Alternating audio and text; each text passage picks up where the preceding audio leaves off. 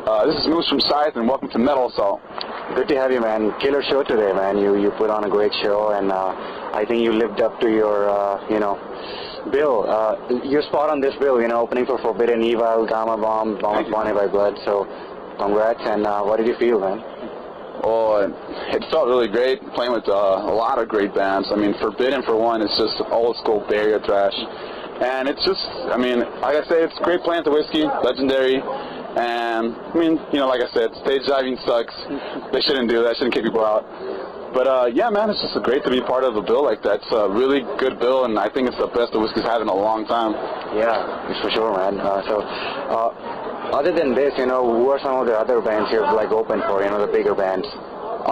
Well, we've never really opened for big bands at the Whisky. We've pretty much played with, a lot of local bands. We opened for, Warbringer, Bonded by Blood when they came through here the last time, and a couple times we played just us, But we played down the strip, we opened for DRI, which is pretty fucking amazing, House of Blues.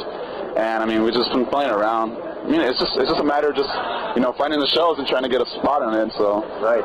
Yeah. So, what are some of the upcoming shows you have, after tonight? Well, I think this might be the last one of the year, just because we've been putting all our effort into this.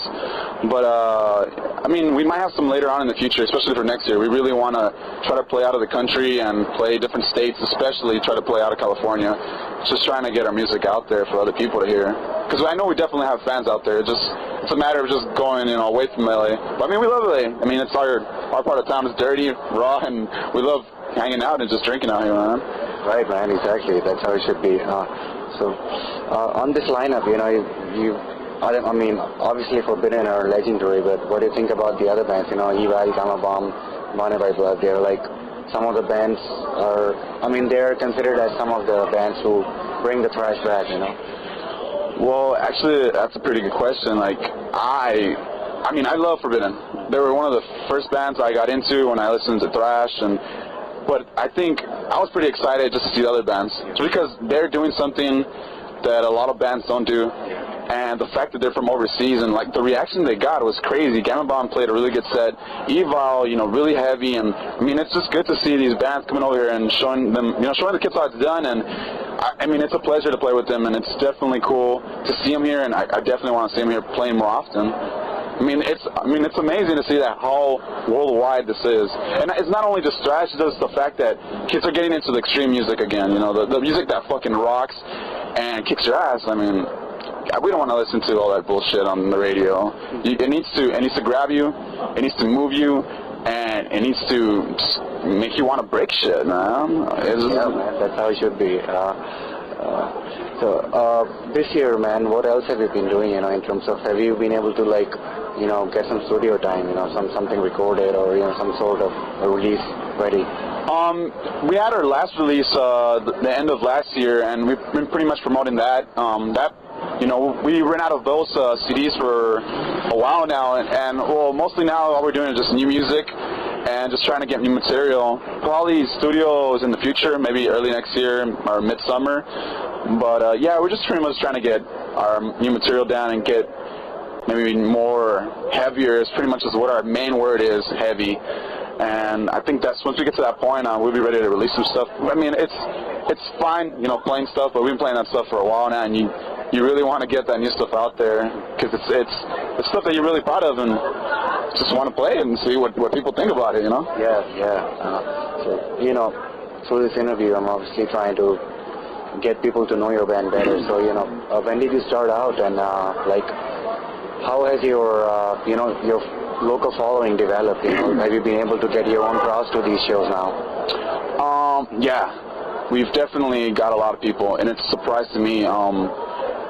When I really noticed it was when we played Trash Show de Mayo, and a lot of kids were there to see us, and buying shirts and stuff, showing support. And definitely I gotta give it up to our friends. Our friends really have helped a lot.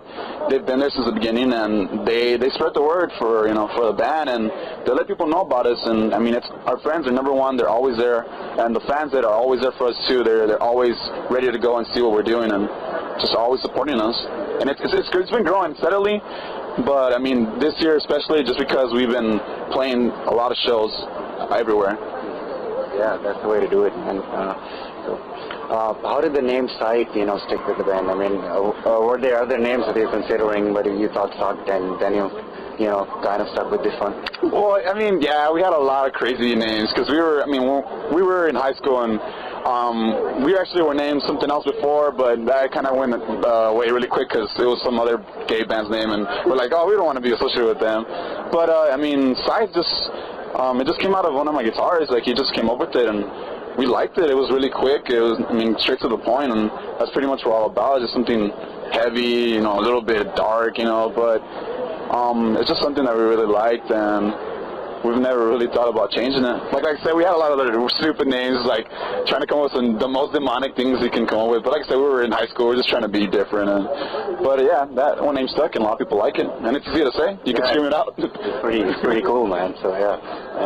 So like, when you started out, what inspired you to actually start playing in a band? Was it through somebody in your family, or was it just one band which you listened to and thought maybe I should try doing what they're doing? When I first started out, well, for me personally, it was just I fell in love with the guitar right away, and listening to a lot of heavy bands, got me into it. I mean, I was really more classic rock in the beginning. Believe it or not, I was a really big Nirvana fan, and that kind of got me in the right direction because, I listened to Nirvana, but then I would listen to Led Zeppelin, Deep Purple, and then in high school, it's just like, you have your friends, they have different influences, and I remember the first time that I really knew that I was going to like this music. Actually, there was two moments in my life. It's when my guitarist put on Rain in Blood, and all I gotta say is that experience was something else, man. It just completely blew me away. And the other would be when I first heard Kill 'Em All. Kill 'Em All was just so sloppy, so in your face, just metal, and this is one of my best albums. To this day, I still love it, and that's really what got me going and into that path of heavy metal. And ever since then, I haven't looked back. Cool, man. So I mean, it's pretty clear that this venue is not your favorite. So, which is your favorite venue in LA, man? Actually, my favorite venue so far has been the House of Blues. They're pretty cool there, and they treat you like a band should be treated. And I mean, there's venues out here that just don't get it. They really don't get it, and they don't know that the kids are just trying to have fun, and people are just looking for the quick buck, and they just know that those bands are going to bring people.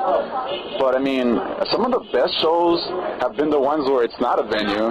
It's just been house parties and other different things, and those have been the craziest shows we've seen. I mean, I love playing in backyards or house parties because there's no rules. You can do whatever you want, and those are one of the craziest shows we've ever been, ever played at, and that's what I like. I like the crazy, no rules, do what you want.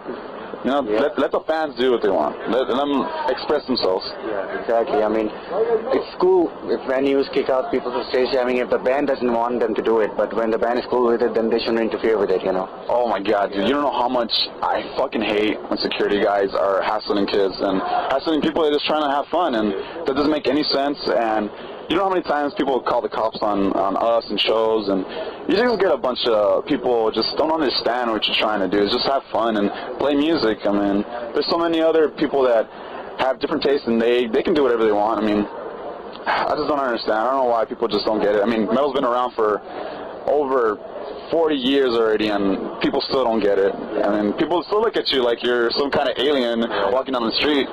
Yeah, man, well, I'm just saying, I think that people should just let people be for what they want. I mean, we've moved past that. Especially, come on, you have Judas Priest playing in Ralph's or, in some little store. It should be past that. But I mean, definitely, it just needs to keep going, and that's why I said it's great to have new bands that just keep that whole rock and roll in your face kind of music. Exactly, man. So talking about Judas Priest, they just announced that they're going to call it quits next year. They're going to do like one tour, and that'll be it, at least for now. So what do you feel about that, I think they deserve it. I think they know what they're doing. It's going to suck for a lot of people because, Judas Priest have been around forever. But they're legends, man. They're getting old. I'm pretty sure that they just want to retire and just, hang out and just be regular people. But I mean, Judas Priest is one of those bands that they deserved it. They created what we're playing now. They are one of the godfathers of metal, especially them, Black Sabbath, those bands. if it wasn't for them, we wouldn't be banging our heads and putting the fist in the air. So, I mean, it's cool for them. I think that they should just go out with a bang. Yeah, man, exactly. Well, dude, thanks for the interview, man. It was good talking to you, and I'll see you around soon, man. Oh, thank you very much, man. Thank you, Metal Assault.